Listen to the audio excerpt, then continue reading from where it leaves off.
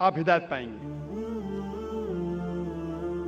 اور اللہ تعالیٰ فرماتے ہیں سورہ ماؤن میں سورہ نمبر 107 آیت نمبر 4 سے 7 میں کہ وہ لوگ ہیں جو نماز صرف دکھانے کے لیے پڑھتے ہیں، جو نماز میں غفلت کرتے ہیں. فَوَيْلٌ لِّلْمُصَلِّينَ الَّذِينَ هُمْ عَنْ صَلَاتِهِمْ سَاهُونَ الَّذِينَ هُمْ يُرَاءُونَ وَيَمْنَعُونَ الْمَاعُونَ.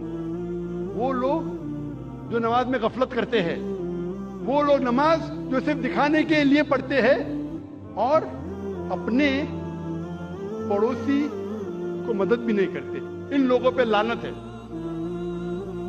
اور اللہ تعالیٰ فرماتے کہ وہ منافق ہے جو عمل نہیں کرتے، جو صرف دکھاوے کے لیے نماز پڑھتے. نماز پڑھنا ہر مسلمان کے لیے فرض ہے. کوئی بھی آپ کو ایکسکیوز نہیں ہے، کوئی بھی آپ ایکسکیوز نہیں دے سکتے، کوئی بھی بہانہ نہیں دے سکتے. کوئی بھی مرد کے لیے نماز نہیں پڑھنے کا کوئی بھی ایکسکیوز نہیں. صرف خواتین کے لیے 2 ہے، حیض کی حالت میں اور بچہ پیدا ہونے کے بعد، ڈلیوری کے بعد.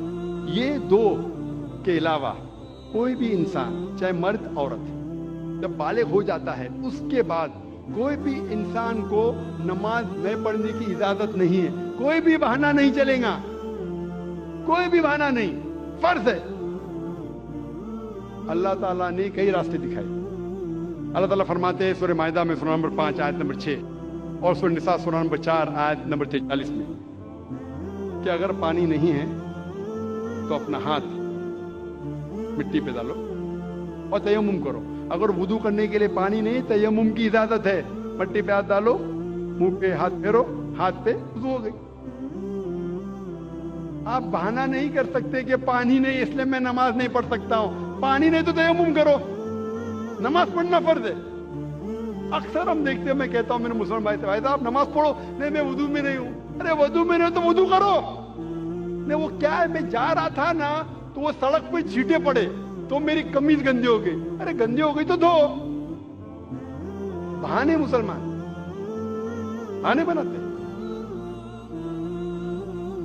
پوچھیں گے نہیں ذرا میری حالت صحیح نہیں ہے اس لیے نماز نہیں پڑھنا چاہتا ہوں. وضو نہیں تو وضو کرو. اگر کپڑے گندے ہو گئے تو کپڑے دھو. اگر نہانے کا تو نہاؤ لیکن نماز پڑھو. اس معاملے پہ ایک شاعری آپ میں پیش کروں گا. پھر سے غلطی ہو تو معاف کرنا.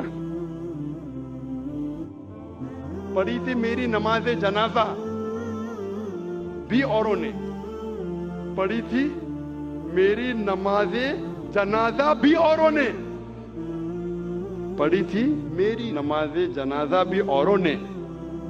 مرے تھے جن کے لیے وہ وضو کرتے رہ گئے. مرے تھے جن کے لیے وہ وضو کرتے رہ گئے.